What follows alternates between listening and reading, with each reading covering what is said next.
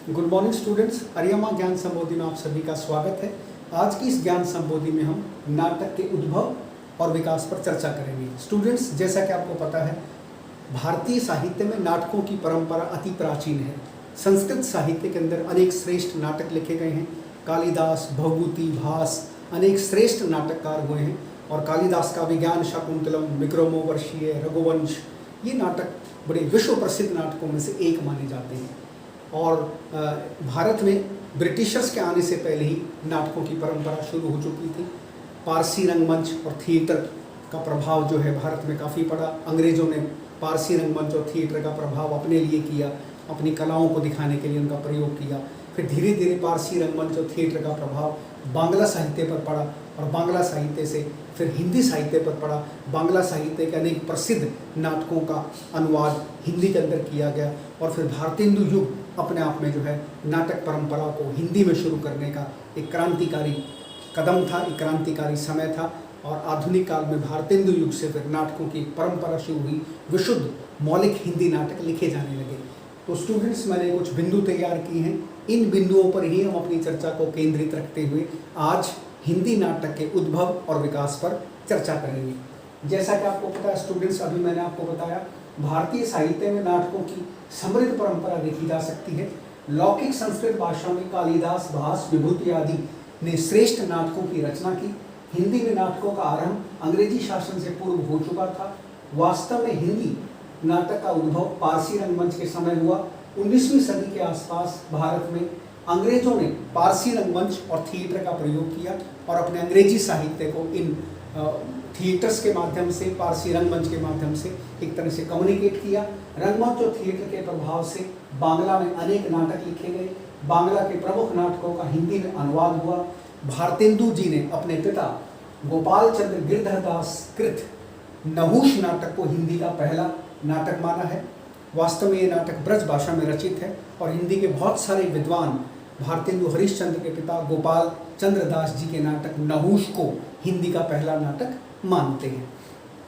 यदि हम हिंदी के नाटक की विकास परंपरा की बात करते हैं तो हम उसको 4 भागों में बांट सकते हैं: भारतेंदु युग, प्रसाद युग, प्रसादोत्तर युग और स्वातंत्र युग। यदि हम भारतेंदु युग की बात करते हैं तो जैसा कि आपको पता है, आधुनिक काल का प्रारंभ हम भारतेंदु से मानते हैं। भारतेंदु बहुमुखी प्रतिभा के व्यक्तित्व थे। वो नाटककार थे, वो जो है पत्रकार थे। उन्होंने कवि वचन सुधा पत्रिका चलाई, हरिश्चंद्र मैगजीन उनकी चली और उन्होंने जो है नाटक, उपन्यास उनके समय में काफ़ी लिखे गए और बहुत सारे उनके समय में निबंध लिखे गए। तो नाटकों की शुरुआत जो है वास्तव में आधुनिक काल में भारतेंदु युग से ही मानी जाती है। भारतेंदु ने हिंदी नाटक की विकास यात्रा को आरंभ किया।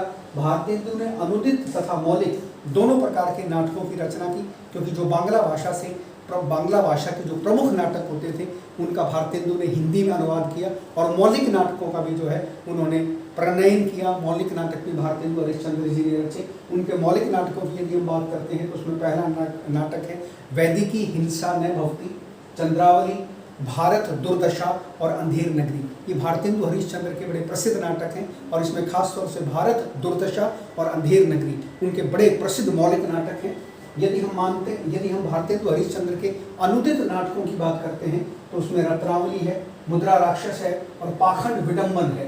ये मुद्रा राक्षस, जैसा कि आपको पता है, संस्कृत का एक नाटक है। इसमें मौर्य काल की जानकारी है। ऐतिहासिक नाटक है। विशाखादत्त का जो नाटक है मुद्रा राक्षस, उसका जो है अनुवाद किया था इन्होंने। भारतेंदु ने अपने नाटकों में समाज की कुरीतियों तथा समस्याओं का बड़ा सजीव चित्रण किया है, क्योंकि भारतेंदु को हम जो है जागरण काल का अग्रदूत मानते हैं। उनके समय में, उनके पैदा होने के कुछ वर्ष के बाद आपको पता है 1857 की क्रांति हुई थी। तो 1857 की क्रांति का भी जब भारतेंदु बड़े हुए तो उन्होंने उस क्रांति को सुना। जब वो 7 वर्ष के थे, जब 1857 की क्रांति हुई, तो भारतेंदु ने अपने साहित्य के अंदर जो है जागरण काल के अंदर जो है भारत की दुर्दशा के बारे में, अंग्रेजों ने किस प्रकार से भारत का शोषण किया, उन्होंने तत्कालीन राजनीतिक व्यवस्था को अपने नाटकों के माध्यम से बहुत अच्छे तरीके से बताने का प्रयास किया है। भारतेंदु ने अपने नाटकों में समाज की कुरीतियों तथा समस्याओं का सफल चित्रण किया है। यदि हम भारतेंदु युग के अन्य अन्य प्रसिद्ध नाटककारों की बात करते हैं तो उसमें बालकृष्ण भट्ट हैं, राधाचरण गोस्वामी हैं, लाला श्री निवास दास हैं और बद्रीनाथ आदि भारतेंदु युग के बड़े प्रसिद्ध नाटककार हैं। यदि हम भारतेंदु युग के नाटकों की विषय वस्तु की बात करते हैं तो उसे 5 भागों में बांटा जा सकता है: सामाजिक नाटक, ऐतिहासिक नाटक, पौराणिक नाटक, राष्ट्रीय चेतना पर आधारित नाटक और रोमांटिक नाटक। तो भारतेंदु युग की जो विषय वस्तु थी नाटकों की उसको 5 भागों में बांटा गया है। यदि हम बात करते हैं तो बालकृष्ण भट्ट जो भारतेंदु युग के दूसरे बड़े प्रसिद्ध नाटककार थे, उनका दमयंती स्वयंवर जो है बड़ा प्रसिद्ध पौराणिक नाटक है। लाला श्रीनिवास दास का रणधीर प्रेम मोहिनी हिंदी का पहला दुखांत नाटक माना जाता है। राधा कृष्ण दास का महाराणा प्रताप बड़ा प्रसिद्ध ऐतिहासिक नाटक है। तो इस युग में अंग्रेजी, बांग्ला और संस्कृत नाटकों का अनुवाद किया गया, जैसा कि आपको पता है, क्योंकि बांग्ला का प्रभाव हिंदी ने ग्रहण किया और हिंदी में जो है बांग्ला अंग्रेजी बांग्ला अंग्रेजी और संस्कृत के नाटकों का एक प्रकार से अनुवाद किया गया। तो भारतेंदु काल में जो है अनुदित और मौलिक दोनों प्रकार के नाटक लिखे गए। यदि हम उसके बाद दूसरे युग की बात करते हैं तो भारतेंदु के बाद आता है प्रसाद युग। तो जिस प्रकार से उपन्यास और कहानी के क्षेत्र में हम प्रेमचंद का आगमन एक क्रांति के रूप में मानते हैं, ठीक उसी प्रकार से जो है नाटक के क्षेत्र में जयशंकर प्रसाद जी का आगमन अपने आप में एक बड़ा सुखद था, अपने आप में एक बड़ा क्रांतिकारी, उस समय की एक क्रांतिकारी एक प्रकार का परिवर्तन था जयशंकर प्रसाद जी का हिंदी नाटक के क्षेत्र में आना। और उन्होंने अपने पूरे जीवन काल में जो है बड़े श्रेष्ठ ऐतिहासिक हिंदी नाटक लिखे। तो इसलिए जयशंकर प्रसाद जी को हिंदी का श्रेष्ठ और प्रसिद्ध ऐतिहासिक नाटककार माना जाता है। हिंदी नाटक में जयशंकर प्रसाद जी का आगमन एक बहुत बड़ी घटना थी। जयशंकर प्रसाद जी ने हिंदी के श्रेष्ठ ऐतिहासिक नाटकों की रचना की। यदि हम उनके ऐतिहासिक नाटकों की व अन्य नाटकों की बात करते हैं तो जयशंकर प्रसाद जी के बड़े प्रसिद्ध नाटक हैं। करुणालय उनका बड़ा प्रसिद्ध नाटक है, अजातशत्रु उनका बड़ा प्रसिद्ध नाटक है, स्कंदगुप्त उनका बड़ा प्रसिद्ध नाटक है, ध्रुवस्वामिनी उनका बड़ा प्रसिद्ध नाटक है, चंद्रगुप्त उनका बड़ा प्रसिद्ध नाटक है, एक घूंट उनका नाटक है। उसके बाद जन्मेजय का नागयज्ञ उनका बड़ा प्रसिद्ध ऐतिहासिक नाटक है। प्रसाद जी के नाटकों में देशभक्ति, गौरवशाली भारत के इतिहास का वर्णन और राष्ट्र उद्धार की बातें जो है प्रमुख स्वर के रूप में इनके नाटकों में देखने को मिलती है। क्योंकि ऐतिहासिक नाटक लिखने के पीछे भारत के अतीत का गौरव गुणगान करना था और सारी दुनिया को ये बताना था कि भारत का अतीत बड़ा गौरवशाली रहा है, भारत विश्व गुरु रहा है, पूरी दुनिया को उसने मानवता का पाठ पढ़ाया है। इस युग के नाटक 3 प्रकार के इस काल में नाटक लिखे गए हैं। पौराणिक नाटक लिखे गए हैं जयशंकर प्रसाद जी के समय में, और ऐतिहासिक नाटक लिखे गए हैं और सामाजिक नाटक लिखे गए हैं। यदि हम बात करें तो प्रसाद युग के अन्य जो प्रसिद्ध नाटककार हैं उसमें माखनलाल चतुर्वेदी जी हैं, उनका बड़ा प्रसिद्ध नाटक है, ऐतिहासिक नाटक है कृष्ण अर्जुन युद्ध। उसमें उसके बाद जो है उदय शंकर भट्ट बड़े प्रसिद्ध दूसरे ऐतिहासिक नाटककार हैं जयशंकर प्रसाद जी के समय, उनका नाटक है विक्रमादित्य, ये भी एक ऐतिहासिक नाटक है। राम नरेश त्रिपाठी का भी एक बड़ा प्रसिद्ध ऐतिहासिक नाटक है जिसका नाम है सुभद्रा। प्रेमचंद भी जो है प्रसाद युग के अंदर ही आते हैं। प्रेमचंद जी ने 2 ही नाटक लिखे थे। उनका करबला जो है इस काल का ऐतिहासिक नाटक है। उन्होंने 2 ही नाटक लिखे हैं, करबला और संग्राम, ये 2 उनके बड़े प्रसिद्ध नाटक हैं।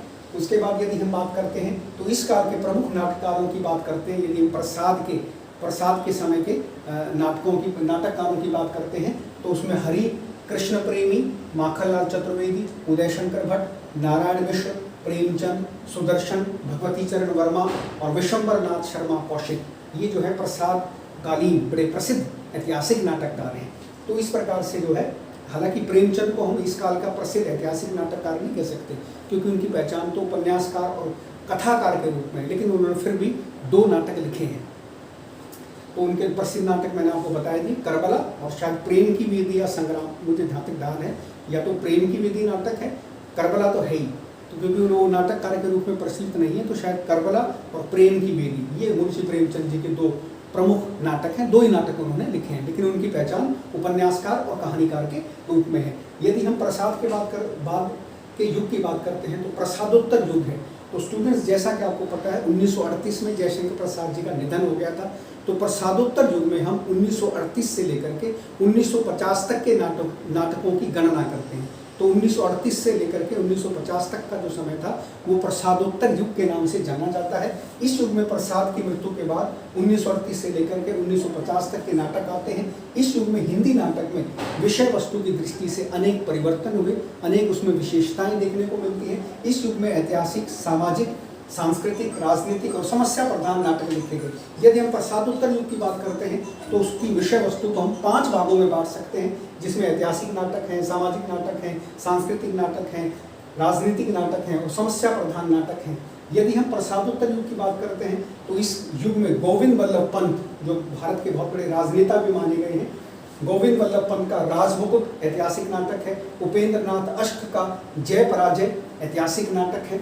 इस युग में सामाजिक व राजनीतिक समस्या प्रधान नाटकों की यदि बात करते हैं तो उसमें सेठ गोविंद दास जी का नाम आता है, उनका सेवापत नाटक है। अमीरी गरीबी नाटक है। उपेंद्र नाथ अष्ट जी का स्वर्ग की झलक, कैद और उड़ान, ये बड़े प्रसिद्ध नाटक हैं। उसमें वृंदावन लाल वर्मा, जो हिंदी के ऐतिहासिक उपन्यासकार भी माने जाते हैं, वो उन्होंने ऐतिहासिक नाटक भी लिखे हैं। वृंदावन लाल वर्मा का राखी की लाज बड़ा प्रसिद्ध सामाजिक नाटक है। उसके बाद गोविंद वल्लभ पंत का अंगूर की बेटी बड़ा प्रमुख सामाजिक नाटक है। उसके बाद प्रसादोत्तर युग के नाटकों में मुख्य रूप से नारी शिक्षा, विधवा विवाह, संयुक्त परिवार की समस्या को मुख्य रूप से उठाया गया है। तो कुछ ऐसे नाटककार भी हैं प्रसादोत्तर युग में जो प्रसाद युग में भी थे, जिन्होंने जयशंकर प्रसाद के बाद भी कुछ नाटकों की रचना की। ठीक है, तो उसके बाद ये आपके प्रसादोत्तर युग के प्रमुख नाटककार हैं जो 1938 से लेकर के 1950 के दौरान जो नाटक लिखे गए, उस दौरान जिन भी नाटककारों ने अपने नाटक लिखे वे सभी के सभी प्रसादोत्तर युग में आते हैं। उसके बाद यदि हम स्वातंत्र्य युग की बात करते हैं तो यह वो समय था जिसमें 1950 के बाद जितने भी हिंदी में नाटक लिखे गए उनको स्वातंत्र्य बाद के नाटक कहा जाता है। हिंदी में उसको स्वातंत्र्य युग के बाद का नाम दिया जाता है। इस युग में जो है, इस युग की बड़ी खास बात थी, इस युग में जो है रेडियो नाटक भी लिखे गए, क्योंकि अब नाटक काफ़ी विस्तृत हो गया था और हमारे पास बहुत सारे वैज्ञानिक उपकरण आ गए थे, विज्ञान ने बहुत तरक्की कर ली थी। तो उस वैज्ञानिक तरक्की का असर जो है कहीं ना कहीं हमारे साहित्य पर भी पड़ा और अनेक रेडियो नाटकों की रचना की जाने लगी। अब नाटक जो है केवल एक रंगमंच की विधा नहीं रह गई, वो रेडियो पर भी रूपक बना करके उसको जो है बड़ा प्रस्तुत किया गया और इस विधा को रेडियो नाटक के रूप में जाना गया और यह विधा जो है काफ़ी प्रसिद्ध हुई।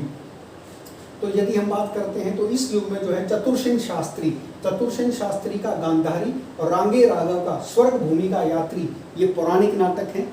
उसके बाद मोहन राकेश बड़े प्रसिद्ध नाटककार हैं। मोहन राकेश का आगमन भी एक प्रकार से आज़ादी के बाद के नाटकों में, आज़ादी के बाद के जो नाटककार हैं उनमें उनका नाम भी बड़े आदर से लिया जाता है और अपने आप में वो भी एक क्रांति के रूप में उभरे थे, अच्छे नाटककार के रूप में उभरे थे। उन्होंने 3 बड़े प्रसिद्ध नाटक लिखे हैं, लहरों के राजहंस, आधे अधूरे और आषाढ़ का एक दिन। ये मोहन राकेश के बड़े प्रसिद्ध नाटक हैं, 3 ही नाटक हैं। इन नाटकों से जो है उन्होंने अपनी एक अलग पहचान बनाई नाटककार के रूप में। हालांकि यदि हम बात करते हैं तो अन्य नाटककारों में लक्ष्मी नारायण लाल बड़े प्रसिद्ध नाटककार हैं स्वातंत्र्य युग के, उनका मिस्टर अभिमन्यु बड़ा प्रसिद्ध नाटक है। उसके बाद मन्नू भंडारी का नाम आपने सुना है, उपन्यासकार भी हैं, कहानीकार भी हैं, उन्होंने भी बड़ा प्रसिद्ध नाटक लिखा है। बिना दीवारों का घर बड़ा प्रसिद्ध नाटक है मन्नू भंडारी जी का। उसके बाद है जगदीश चंद्र माथुर, उनका नाटक है कोणार्क। उसके बाद भीष्म साहनी का नाटक है हानूश। भीष्म साहनी आपको पता है बड़े श्रेष्ठ उपन्यासकार भी हैं, उन्होंने भारत पाकिस्तान के विभाजन पर कई नाटक लिखे हैं, जैसे उनका तमस बड़ा प्रसिद्ध उपन्यास है। उन्होंने कहानियाँ भी लिखी हैं, मलबे का मालिक आपने कहानी पढ़ी है भीष्म साहनी की। तो इस प्रकार से उन्होंने नाटक भी लिखा है हानूश। उसके बाद धर्मवीर भारती का बड़ा प्रसिद्ध नाटक है अंधायुग नाटक। अंधायुग को जो है हम एक प्रकार से गीति नाट्य कहते हैं, गीति नाट्य जिसमें संगीतात्मकता का गुण हो, जो गेयात्मक शैली के अंदर लिखा गया हो। तो बड़ा प्रसिद्ध नाटक है धर्मवीर भारती का अंधायुग। तो इस युग में इस प्रकार से जो है स्वातंत्र्य युग में जो है इस प्रकार से नाटक लिखे गए। प्रसादोत्तर काल के बाद का जो समय था वो स्वातंत्र्य युग के अंदर आता है। 1950 के बाद से लेकर के आज तक जो भी नाटक लिखे जा रहे हैं वो सभी के सभी स्वातंत्र्य युग के अंतर्गत आते हैं। तो स्टूडेंट्स, मैं समझता हूँ इन संक्षिप्त बिंदुओं के माध्यम से मैंने आपको हिंदी नाटक के उद्भव और विकास की यात्रा से परिचित करवाने का प्रयास किया।